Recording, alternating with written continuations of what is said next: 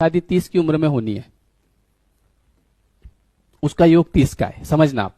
अब मान लो उसके घर वाले 24 से लड़की देखना शुरू कर रहे हैं या लड़का देखना शुरू कर रहे हैं। अब क्या होगा कि चूंकि उसकी शादी 30 में होना है, तो तब तक कोई लड़की आएगी तो लड़का देखेगा इसकी तो हाइट कम है, ठीक है, मना कर दिया। दूसरा फिर 6 महीने बाद कोई लड़की देखी, बोले इसकी तो ये तो पढ़ी लिखी कम है। वाह भाई, ये आप नहीं कर रहे हो, ये आपका प्रारब्ध, आपकी बुद्धि, आपके दिमाग में कुछ भी घुसा देगा।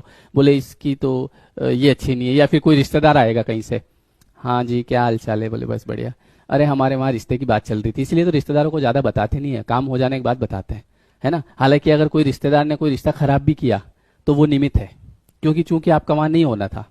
देखो मैं आपको एक चीज बताता हूँ, 30 की उम्र में होनी है, जिस लड़की से होनी है या जिस लड़के से होनी है उसी से होगी। इसके पहले अगर यहां मान लो 2027 में आपका कोई रिश्ता जम रहा था और कोई इंसान आया, आपका रिश्तेदार आया, उसने वो रिश्ता आपका तुड़वा दिया किसी न किसी कारण से, वो बोलते ना टांग फंसा दी, तो ये निमित्त बना है ये आदमी, चूंकि आपका वहां नहीं होना था रिश्ता। इसलिए भी कई लोग क्या करते हैं पता है, किसी ने ऐसा करवा दिया तो उसको लेके बैठे रहते हैं, बोले इन्होंने हमारा रिश्ता तुड़वाया था।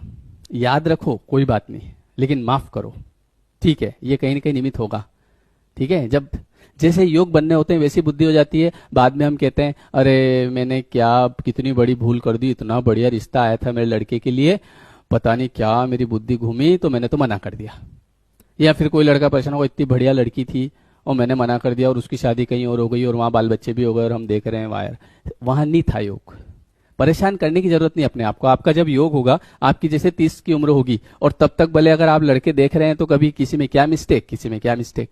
कई बार कोई लड़की कहती है सर मैंने 20 लड़के रिजेक्ट कर दिए, आपने नहीं किए, वो आपसे करवाए गए हैं, तो परेशान नहीं होना।